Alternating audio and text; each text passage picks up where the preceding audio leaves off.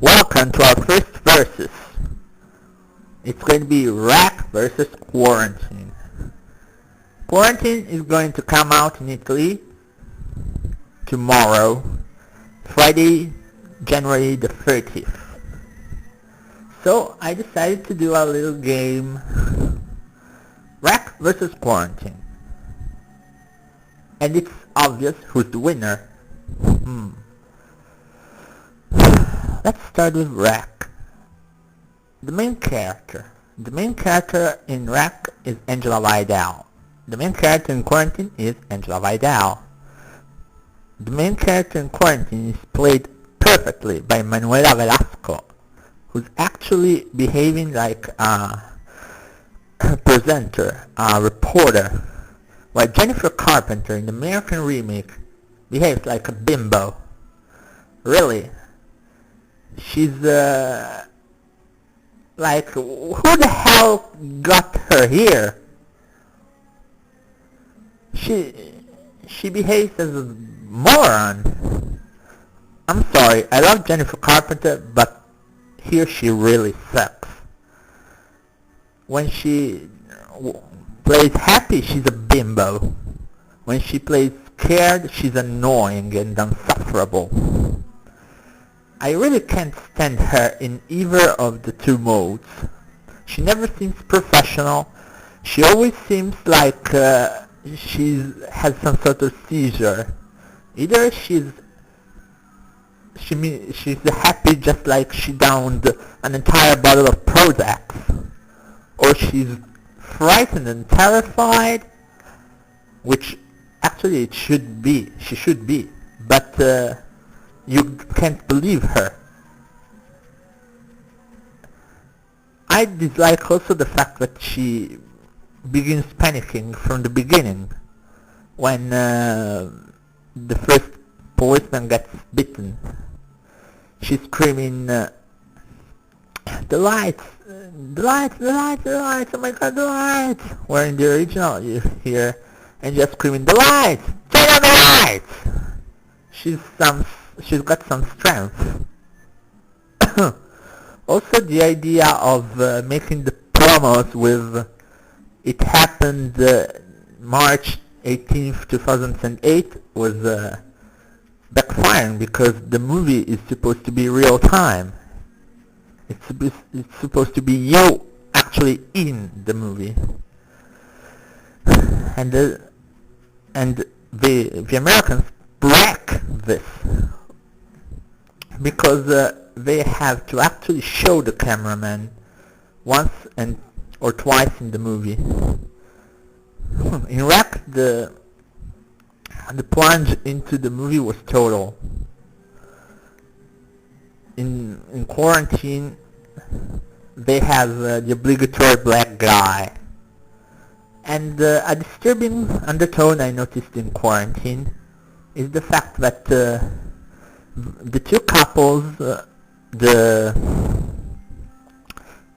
two cops and the two firefighters are one white and one ethnic. You have the black cop and the Hispanic firefighter. And guess who gets it first?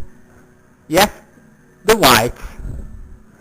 The white cop is the first to get bitten, and the white firefighter is the first to be thrown down. They both are the first wounded.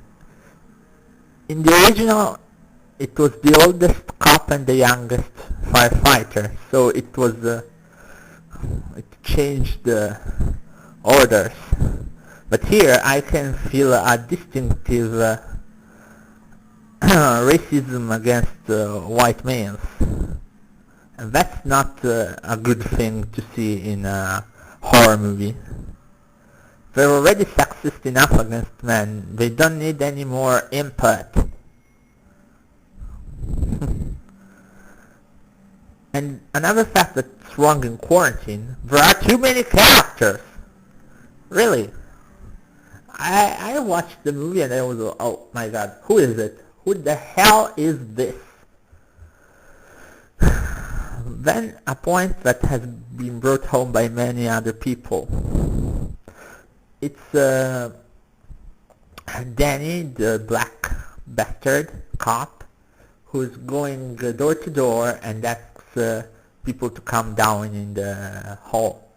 He meets two Africans who don't speak English, and they tell him such, and he doesn't care. He keeps talking in English. Man, are you a fucking idiot? Really? That made me dislike Columbus Short's playing of the character, because he doesn't even look back. And so I completely disliked him. Whereas in the original, you begin to understand Sergio, who's the Spanish equivalent of Danny. They also decide to introduce a love story between Angela and Jake, who is the American version of Manu. And what the hell? Love story? These two have met that very night. It can't be plausible. Really? That sucks.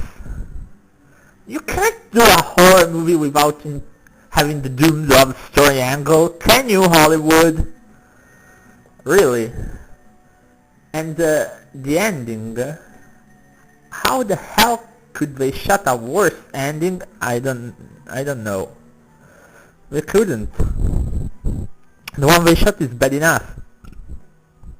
Sometimes the camera is too dark, you can't see anything. Sometimes it is too light, you can see too much. But my favorite scene is where Angela is in front of the camera.